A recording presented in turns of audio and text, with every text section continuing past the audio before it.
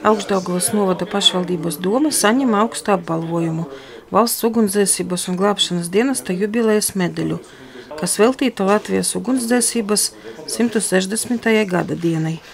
Ar medaļu un piespraudi tika apbalvots Augšdaugavas novada pašvaldības tehniskais direktors Valērijas Ļaksa, kurš pašvaldībā ir atbildīgs par civilo aizsardzību. Šis apbalvojums tika speciāli radīts Latvijas ugunsdzēsības 160 gada dienai, un viņš tiek pasniegts amatpersonām, Valsts ugunsglābšanas dienas amatpersonām, kā arī sadarbības partneriem.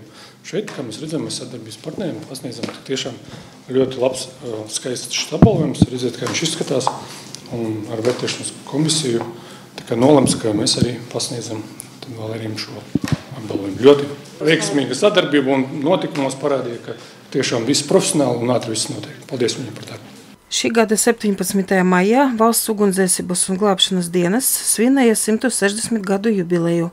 Sakarā ar šo notikumu visā valstī tika organizēti vairāki pasākumi, tostarp izstādes un atvērto durvju dienas, lai stāstītu visiem interesantiem, it īpaši bērniem, par ļoti sarežģīto, bīstamo un atbildīgo ugunsdzēsēju glābēju profesiju.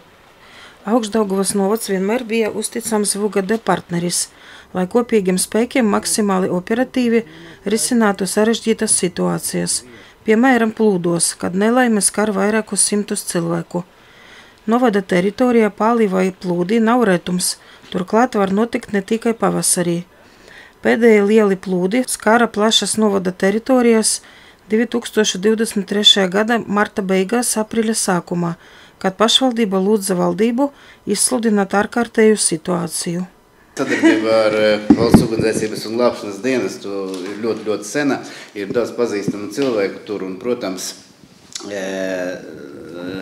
šī sadarbība nenotiek tikai mācībās. Mēs ļoti atceramies gan plūdu variantu 2 gadu atpakaļ, kad kopā ar Valsts ugunsdzēsības un glābšanas dienestu mēs strādājam, lai veiktu pasākumus Maļutku ciematā, kā arī daudz citos svarīgos pasākumos esam kopā.